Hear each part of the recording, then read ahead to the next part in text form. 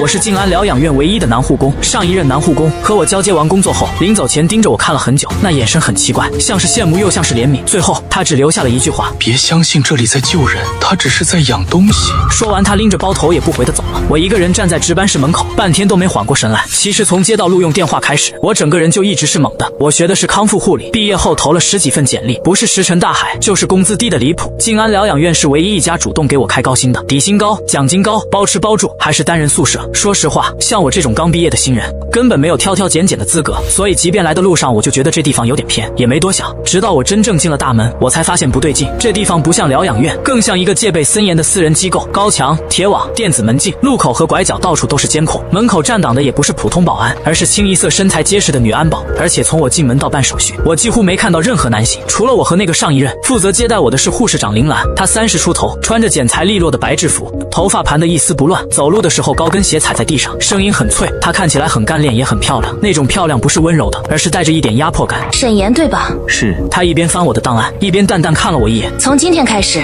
你负责3号康复区和夜间特殊巡护。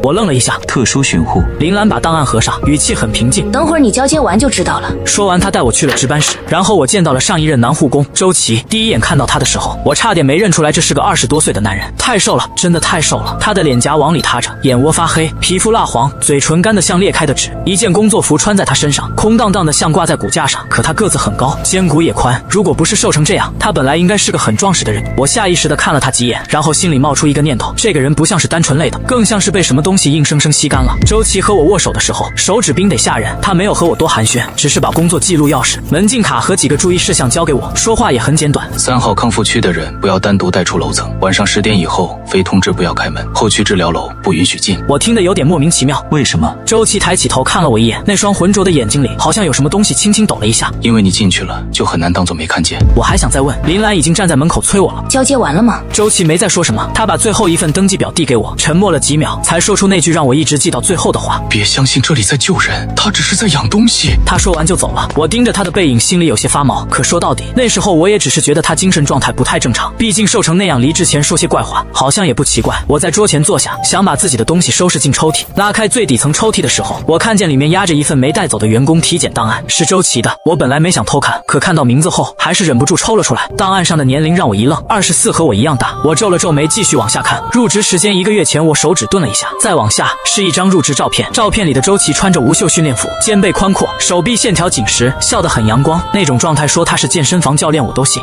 我又想起刚才那个瘦得像纸人的周琦，后背顿时冒出一层凉意。短短1个月，到底发生了什么，能把一个大活人变成那副样子？还有他说的养东西又是什么意思？我正看得出神，林兰推门走了进来，她看到我手里的档案，目光停了一瞬，但很快就移开了。看完了。我有些尴尬，连忙把档案放回去。就是有点好奇。林兰淡淡道：在这里工作，好奇心太重不是什么好事。她说话时语气并不重，可不知道为什么，我还是听出了一点警告的味道。她没再纠缠这个话题，转身示意我跟她走，先带你熟悉环境。我跟着她出了值班室。这家疗养院占地很大，分了前区、中区和后区。前区是办公楼、食堂和员工宿舍，中区是康复楼、理疗大厅和活动区，后区则被单独一道电门隔开，远远能看见几栋灰白色的楼，窗帘全部拉着，连阳光都照不进去。走到店门前时，我多看了2眼，林兰立刻停下脚步。后区禁止入内。她语气还是平平的，可这一次已经不是提醒，而是明令禁止了。我点了点头，我知道了。可我还是问了一句：那里面是什么地方？林兰沉默了2秒才回答我：治疗区。什么治疗？要单独隔这么严？他转头看着我，嘴角很轻地弯了一下。你是来工作的，不是来查案的。我被他一句话堵住了。接下来的路上，他和我简单介绍了疗养院的情况。这里收治的病患几乎都是年轻女性，有的是先天免疫异常，有的是代谢类疾病，还有的是所谓的早衰综合征，高危人群。静安疗养院背后的静安生命基金会会承担他们绝大部分费用，所以这里对外名声很好。听到这里时，我心里其实还有点感慨。现在愿意真金白银做这种长期公益的机构确实不多。可很快，林兰又补了一句：院内实行全封闭管理，病患和员工未经批准都不能离开。我皱起眉头，员工也不行？也不行。如果非要出去呢？院内实行全封闭管理，病患和员工未经批准都不能离开。我皱起眉头，员工也不行？也不行。如果非要出去呢？林兰停下脚步看了我一眼，你最好别试。那一瞬间，我居然从她眼底看到了一丝很淡的寒意，不是吓唬人，更像是她真的见过什么后果。我没再问了。说实话，那时候我已经有点后悔来这里了。可转念一想，合同签了，宿舍也分了，工资待遇又这么好，说不定只是私人机构规矩多。我这样安慰着自己，跟着林兰走进了3号康复楼。刚推开门，里面的声音就涌了出来：不不是病房里那种压抑安静的氛围，反而很热闹，笑声、说话声、器械移动的声音全都混在一起。可当我看清大厅里的场面时，还是愣住。大厅中央10几个年轻女孩正在做康复活动，她们都穿着统一的浅色运动服，动作舒展，脸色红润，甚至比外面很多正常人看起来都要健康。这和我想象中的病患完全不一样，我甚至怀疑自己是不是走错了地方。林兰拍了拍手，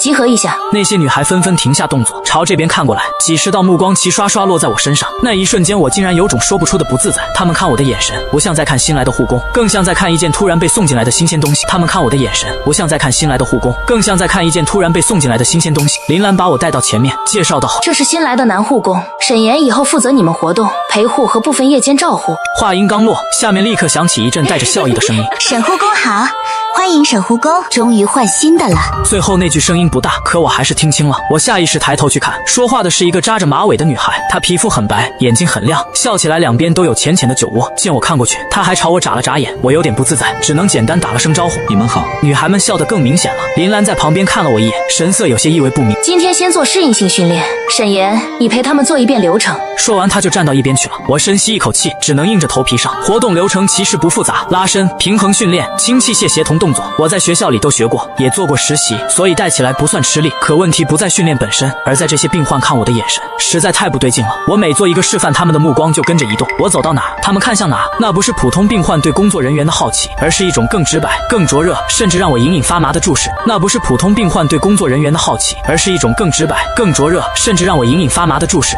我一边带动作，一边告诉自己别多想，也许只是因为这里以前没有男护工。直到分组协同训练的时候，那个酒窝女孩主动站了出来：“沈护工，我叫苏糖，是这一组的小组长。”她走到我面前，笑得很甜：“我们以前没做过双人平衡训练，你能不能先跟我示范一遍？”我想了想，这也算正常工作内容，就点头答应了。训练内容是很基础的双人重心转换，两人面对面站立，双手交握，然后按节奏调整站姿和步伐。这种动作本来没什么，可苏糖一站到我对面，我就闻到她身上有股很特别的味道，不是香水，更像是某种混着药香的甜气，很淡却特别钻人。她的手很软也很热，比我想象中热得多。我一边说动作要领，一边带着她慢慢调整姿势。可刚做了2轮，苏糖脚下一歪，整个人就朝我倒了过来。我下意识去扶，结果她顺势抱住了我，身体紧紧贴上来，一瞬间那股甜香猛地浓了，我脑子嗡的一下，心跳也跟着乱了。她抬头看着我，眼里水光盈盈的，声音压得很轻：“对不起啊，沈护工，我有点站不稳。”她说着话，呼吸几乎扑到我脖子上。那一刻，我居然真的生出一种很危险的冲动，想把她抱得更紧一点。想顺着那股味道继续往下做点什么。这个念头刚冒出来，我自己都被吓了一跳。我猛地咬了下舌尖，疼得脑子一清，立刻把她扶稳站好。没事，注意重心。我声音都绷紧了。苏糖看着我，眼里似乎闪过一丝失望，而周围那些女孩的反应更让我头皮发麻。她们没有起哄，没有偷笑，反而一个个盯着我们，神情里有羡慕，有嫉妒，还有一丝压不住的急切，像是在等我。刚才真的失控，我心里莫名一沉，这气氛太不正常了。后半段训练我几乎是强撑着做完的，一下课我就想出去透口气，可刚走到门口，林兰就迎面站在那里，她上下看了我一眼，淡淡问道：“第一天感觉怎么样？”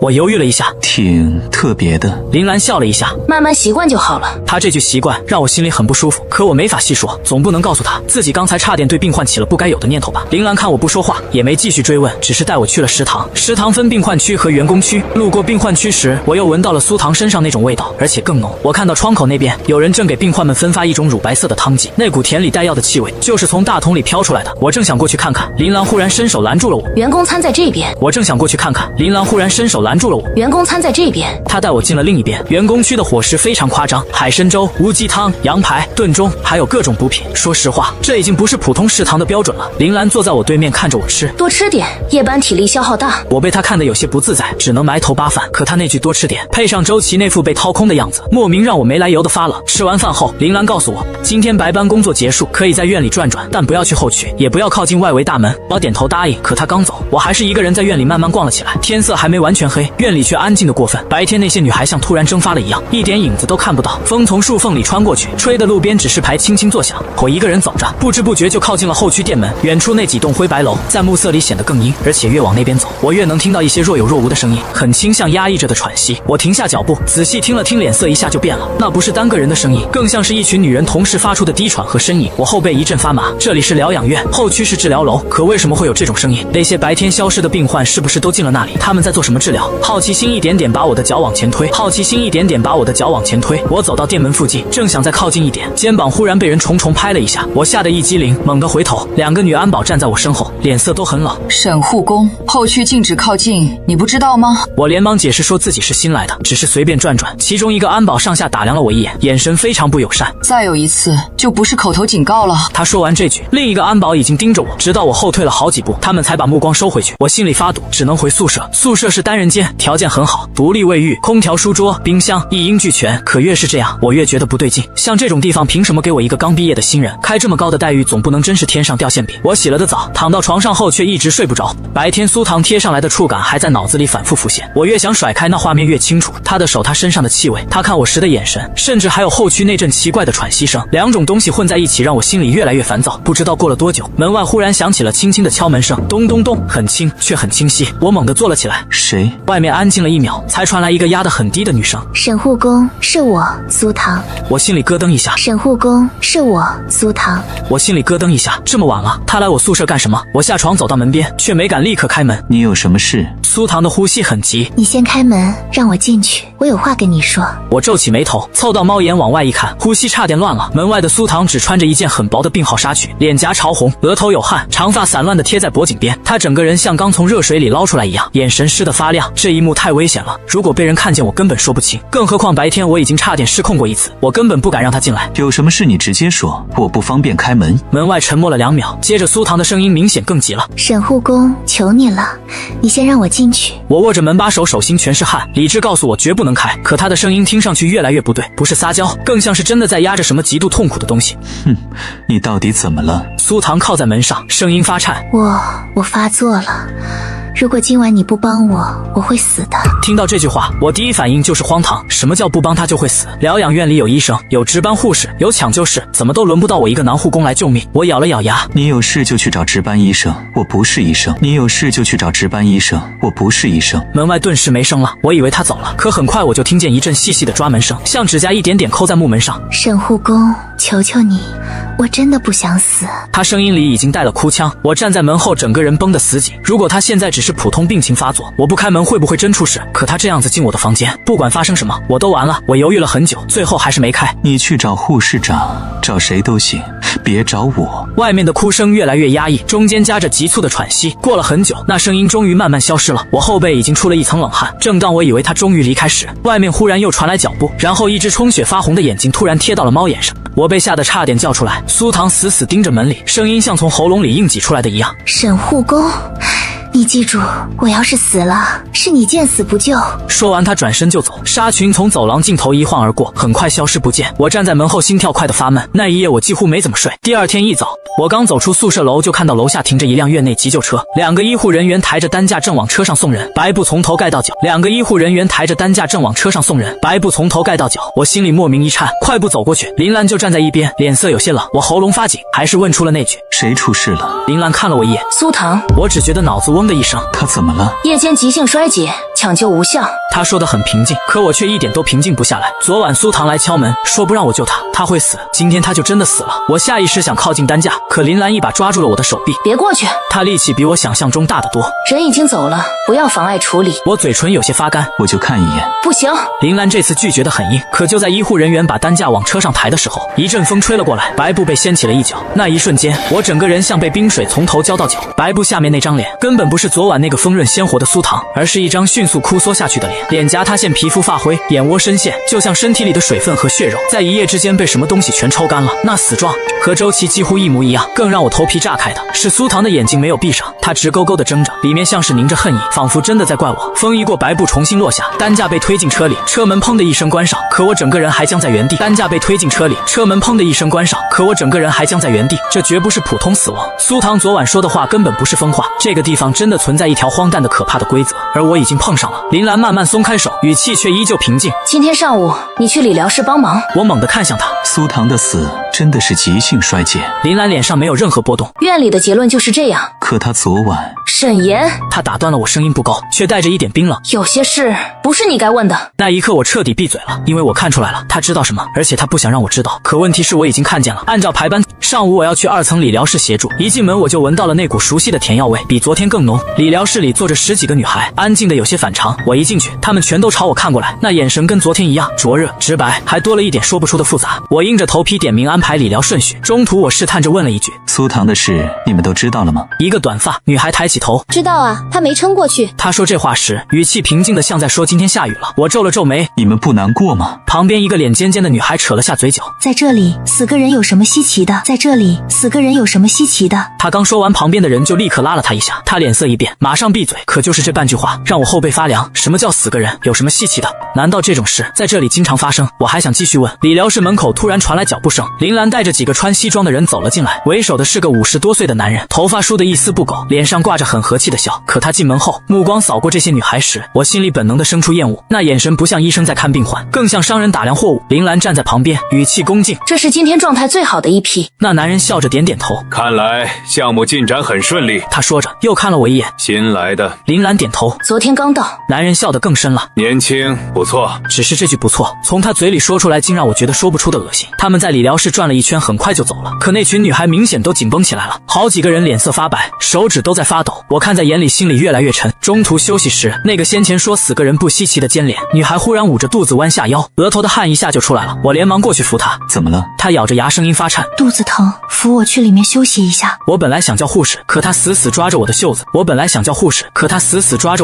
指甲都快掐进我肉里了。别叫人，求你扶我进去就好。我犹豫了一下，还是把他扶进了里间的恢复室。刚进门，他反手就把门带上了。我心里一沉，下一秒他已经转身抱住了我，动作又急又狠，像生怕来不及一样。我整个人都僵住了。你干什么？女孩仰头看着我，眼圈通红，呼吸急促的像快喘不上气。救救我，你只要救我一次就行。她的身体烫得惊人，而且她身上那股甜药味比苏糖还浓，只是闻了几口，我脑子里就像有根弦被人拨了一下，呼吸也跟着重了。我立刻屏住气，想把她推开，可她抱得更紧了，声音里全是绝望：求求你，真的只有你能救我，我不想变成苏糖那样。听到苏糖的名字，我心脏猛地一缩。到底怎么回事？女孩眼泪一下掉了下来。你别问了，你只要帮我，我就能活。她说着突然腿一软，直接跪在了我面前。我脑子几乎炸开，昨晚苏糖在门外说不让我救她，她会死。今天这个女孩跪在我面前也说一样的话。如果昨天我还觉得荒唐，那现在我已经不敢不信了。可问题是我怎么救？我不可能和病患发生那种事，这是底线。可如果不这么做，她又会死。一时间我像被硬生生拽进了一个没有出口的死局里。答应是越线，是毁掉自己；答应是越线，是毁掉自己；不答应是眼看着她去死。我喉咙发紧，半天说不出话。女孩抬头看着我，眼里全是崩溃。你为什么和他们不一样？这句话让我猛地一愣。他们？女孩像意识到自己说漏了嘴，脸色瞬间变白。我连忙追问：他们是谁？之前的男护工还是别的人？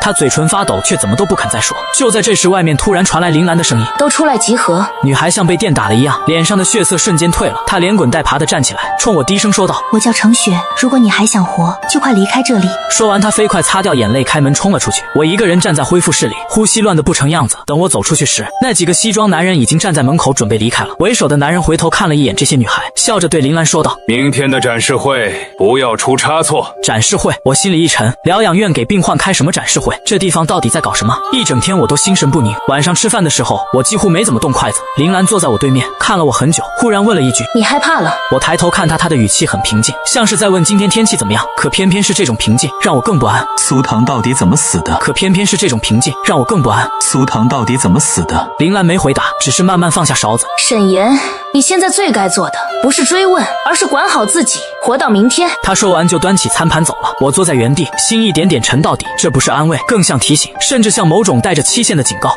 到了傍晚，我做了个决定，我要去后区看看。不是我胆子大，而是我已经明白了，如果继续什么都不知道地带下去，我迟早会和周琦一个下场。与其稀里糊涂等死，不如先搞清楚这里到底在做什么。我回宿舍后一直守在窗边，我看到病患们晚餐后被分批带往后区，队伍整齐的过分，没有人说话，只有鞋底摩擦地面的细碎声音。女安保的巡逻路线我也摸清了一些，他们每隔10分钟会绕后区主楼一圈，中间有一段不到1分钟的空档，我等的就是那个时候。夜深后，我悄悄出了宿舍，风很冷，吹在身上像刀子一样。我贴着墙根绕到后区，等巡逻队一过去，就立刻猫着腰冲了进去。后区主楼比我白天看起来更压抑，整栋楼窗帘拉得严严实实，一点光都不漏。可越靠近，那些压抑的声音就越清楚，喘息、哭声、低低的呻吟，还有一些我听不懂的机械滴答声。我手心全是汗，还是硬着头皮推开侧门溜了进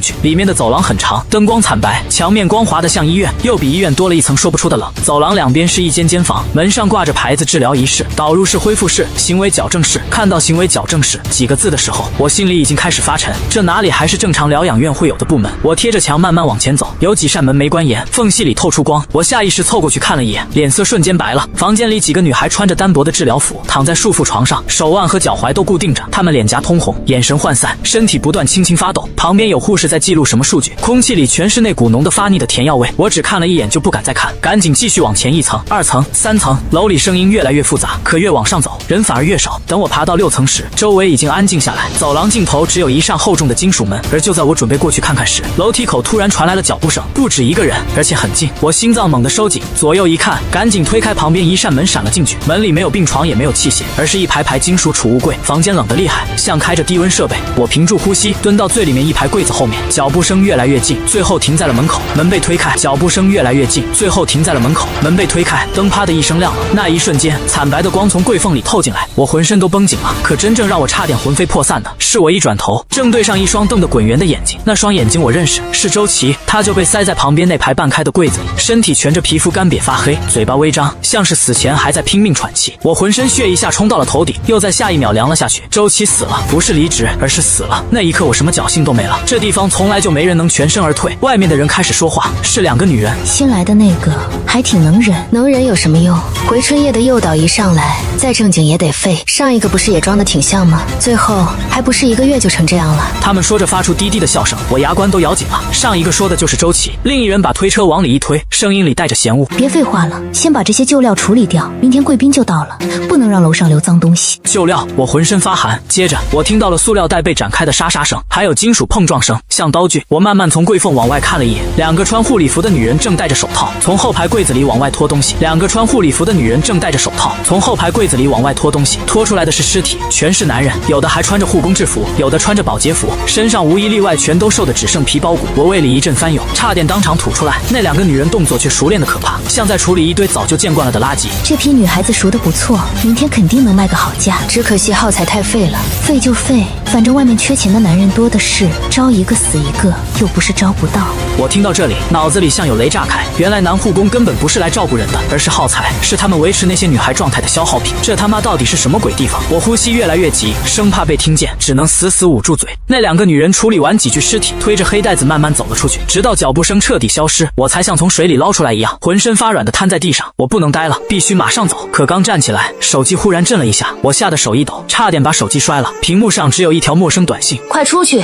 别上7楼。我盯着那行字，心脏狂跳，是谁发的？他怎么知道我在这里？可眼下我根本没时间想这些，我咬咬牙转身就往楼下跑。刚冲出后区主楼没多久，我就看见一排车灯打了过来，10几辆车正往这边开。刚冲出后区主楼没多久，我就看见一排车灯打了过来，10几辆车正往这边开。如果我再晚一点，多半就撞上了。我躲进绿化带后面，看着那些车停在主楼前，一群西装革履的人往里走，心里一阵后怕。刚才那条短信确实救了我一命，可是谁在帮我？我带着满脑子的混乱回了宿舍。刚进门没多久，外面就传来敲门声，我一下绷紧了神经。谁？门外沉默2秒，传来一个熟悉的声音：开门。是林兰。我心里猛地一沉，她来干什么？她发现我夜探后区了，是来灭口的。我一时没敢动。门外的林兰像看穿了我一样，直接说了一句：短信是我发的。我呼吸一滞，立刻打开了门。门刚开，林兰就拖着一个人进来了，是程雪。她已经昏迷了，脸红的不正常，额头全是汗，隔着衣料都能看出她身体在轻轻抽搐。林兰反手锁上门，把人放到我床上。我刚给她打了抑制针，今晚暂时死不了。她一边说一边转头盯住我。现在没时间了，我长话短说。我看着她脑子还在发懵。你到底是谁？林兰自嘲似的笑了一下。一个在这里待太久还没彻底烂掉的人。他坐在椅子上，声音压得很低，却每一句都像往我心口钉钉子。他坐在椅子上，声音压得很低，却每一句都像往我心口钉钉子。静安疗养院只是外壳，它真正的名字叫回春项目3号培育站，基金会打着治疗和公益的名义，从各地筛选年轻女孩，把她们送进来长期喂一种叫回春液的东西。这种药会让她们代谢加快，皮肤变好，形体重塑，状态越来越像完美样本，但副作用也很严重，一旦发作，身体会像被点燃一样，必须通过和特定男性接触，才能把毒性暂时转移出去。我喉咙发干，所以男护工。林兰点头，就是成毒的耗材，接触次数越多，毒性积得越快，最后就会像周琦那样被一点点榨干。虽然我已经猜到一些，可真听他说出来，还是觉得遍体生寒。那他们呢？他们知道自己是试验体吗？林兰沉默了2秒，有些知道，有些不知道，知道的逃不出去，不知道的会被慢慢训到知道也不敢反抗。我想起那些治疗室，想起行为矫正室几个字，胃里又开始翻腾。那些大人物来这里是为了什么？林兰冷笑了一声，你以为他们在买药？不是，他们买的是人，被回春液长期改造过的女孩，年轻漂亮，身体状态被重新塑形。被回春液长期改造过的女孩，年轻漂亮，身体状态被重新塑形，又经过服从训练，在他们眼里比任何药都值钱。明天的展示会就是这一批样本的交接会。我只觉得浑身发冷，原来所谓慈善基金会，所谓疗养院，所谓治疗，全部都是幌子。他们把人养成商品，再像货物一样卖出去。为什么告诉我这些？我死死盯着他。你之前明明一直在拦我。林兰也看着我，因为我得先确认你值不值得救。这里来过不止一个男人，有的人第一天就开始占便宜，有的人半推半就，很快就沉进去，最后不是死，就是彻底变成他们的人。只有你到现在还在硬撑，你不是没欲望，你只是还守得住线。他这话说得很直白，我却一句都反驳不了，因为他说的是事实。白天2次我都差点失控，不是我多高尚，而是我知道一旦越线我就回不了头了。我沉默了一会儿，问他，你想让我做什么？林兰眼神终于变了，不再只是平静或者试探，而是多了一点压了很久的狠劲。明天展示会开始后，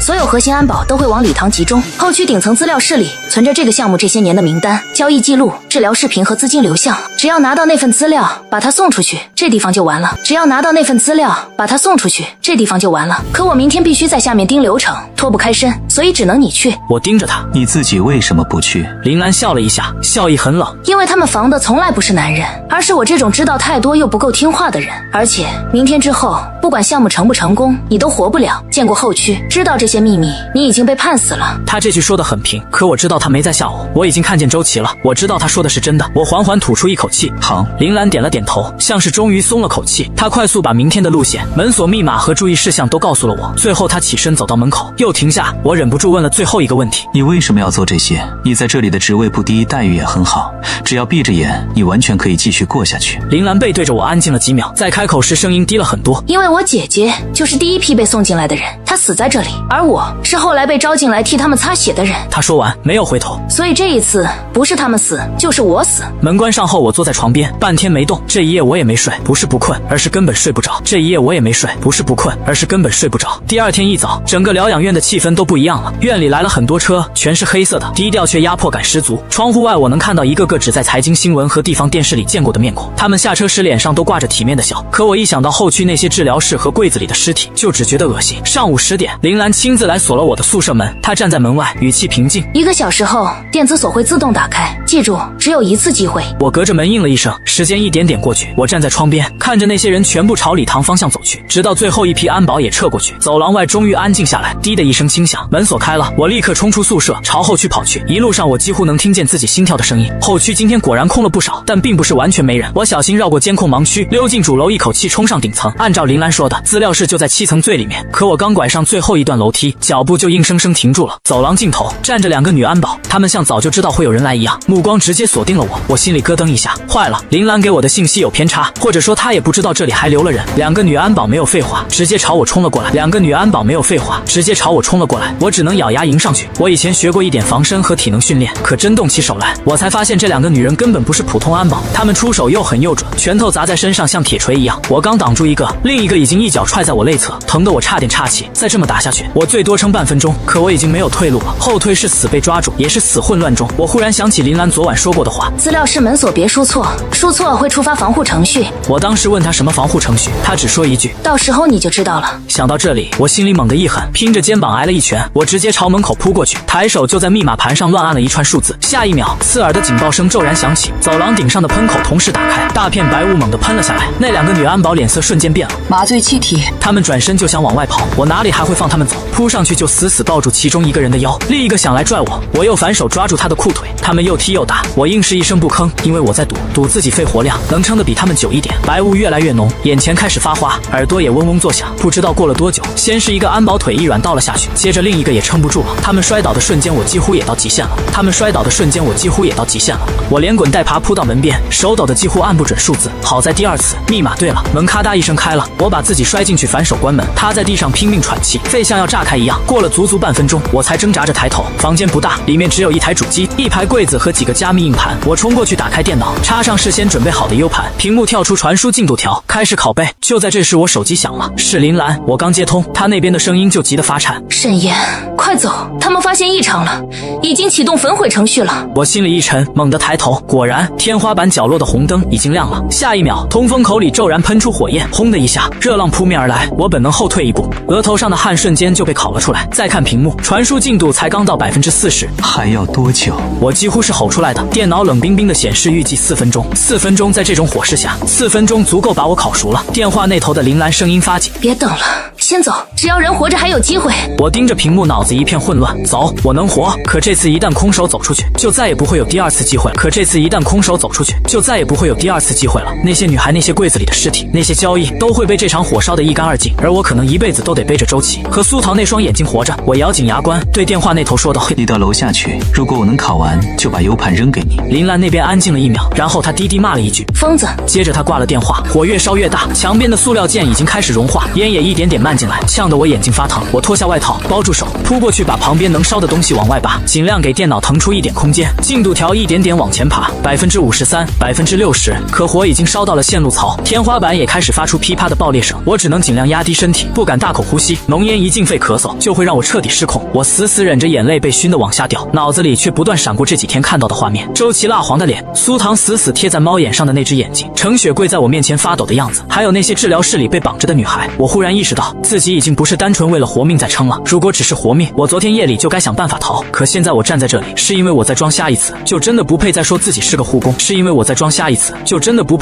是个护工。我是来照顾人的，不是来帮他们把人养成货的。想到这里，我反而不抖了进度条，继续往前。78%，火焰顺着墙面爬到窗边，玻璃砰的一声裂开，灌进来的风让火势更猛了。突然头顶传来咔嚓一声，我抬头一看，半块吊顶直接往下塌。我想都没想，扑过去用肩膀一顶，整个人几乎被压跪了。高温烫的我肩膀像被烙铁按住，可我不敢松手，因为那块吊顶一旦砸下去，电脑就完了。我死死撑着，牙都快咬碎了，眼前发黑，手臂发抖，鼻腔里满是焦糊味。我发誓，这是我这辈子过得最慢的1分钟。终于，电脑发出滴的一声轻响，拷贝完成。我整个人猛地一激灵，撤开身体，任由那块吊顶砸碎桌角，扑过去一把拔下 U 盘，然后转身就朝窗边冲。7楼太高，直接跳下去必死。可我往下一看，却发现外墙每层都有外机平台，只要运气够好，或许还能一层层往下跳。楼下已经有人聚起来了，我看见林兰，也看见几个病患，程雪也在，他们正抬头朝我这边拼命挥手。我把 U 盘塞进口袋，翻出窗外，踩上最近的外机平台，钢架被我踩得咣当作响。可现在已经顾不上了，我咬牙看准下方，纵身跳了下去。砰！第2层平台接住了我，小腿被震得发麻，差点站不稳。可我没时间喘，又立刻往下一层跳，1层、2层、3层。我心里刚升起一丝活下来的希望，脚下忽然传来咔嚓一声脆响，固定外机的平台钢架断了。我整个人瞬间失去重心，直往下栽去。风声猛地灌进耳朵，那一瞬间，我脑子里只剩一个念头：完了。可预想中的骨头碎裂并没有立刻到来，我重摔进了一片晃动的人网里。是人，很多人。我睁开眼，看到下面10几双咬着牙的手臂，那些女孩手拉着手，硬是把我接住了。最前面的是程雪，她眼睛都红了，却还在拼命撑着。林兰蹲在旁边，一把从我口袋里摸出 U 盘，手都在发抖。远处终于传来了刺耳的警笛声，一声又一声，由远及近。我仰躺在人群托起来的缝隙里，望着后区主楼窜起的火光，胸口剧烈起伏，忽然就笑着，眼泪也出来了。林兰低头看着我，眼圈也红了。我们成功了。我张了张嘴，嗓子被烟熏得发哑，却还是勉强挤出一句：还没完，把他送出去才算完。后来发生的事，我是断断续续才知道的。我从高处坠落，肋骨断了2根，肩膀大面积灼伤，在医院里躺了很久。林兰把 U 盘交给了赶到的警方和媒体，因为资料足够完整，名单、资金、视频、转运记录一条不少。这个披着公益外衣的回春项目终于被彻底撕开了口子。静安生命基金会一夜之间，从从慈善明星变成了全国新闻里的罪案中心。那些高高在上的体面人一个都没跑掉。至于疗养院里的女孩们，大部分都被转入正规医院做后续治疗和心理干预。有人能慢慢恢复，有人可能这辈子都很难忘掉后区那些房间里的日子。程雪来看过我一次，她坐在病床边沉默了很久，才轻声说了一句：“苏唐如果知道，应该不会再怪你了。”我听到这句话，鼻子忽然有点发酸。其实我直到现在都不知道，那天晚上我如果开门，到底能不能真的救他？也许能，也许不能。可不管答案是什么，那都不是他该承受的命，更不是我该被逼着做的选择。出院那天，我把那张写着值班表的旧门禁卡丢进了垃圾桶，阳光照在身上，暖得有些陌生。林兰站在医院门口，问我以后还做不做这一行。我沉默了一会儿，点了点头，做。他有些意外，还敢做？我笑了一下，牵动伤口，疼得皱了皱眉。就是因为见过这种地方，才更得做。总不能以后让真正需要被照顾的人也害怕护工和医院吧？林兰看了我很久，最后也笑了。风吹过医院门前的树，叶子轻轻响着。我忽然想起周琦交接时看我的那个眼神，现在我终于明白了，那不是单纯的羡慕，也不是怜悯，而是在看一个还没来得及被吞掉的人。幸好这一次我没有真的变成他们养出来的东西。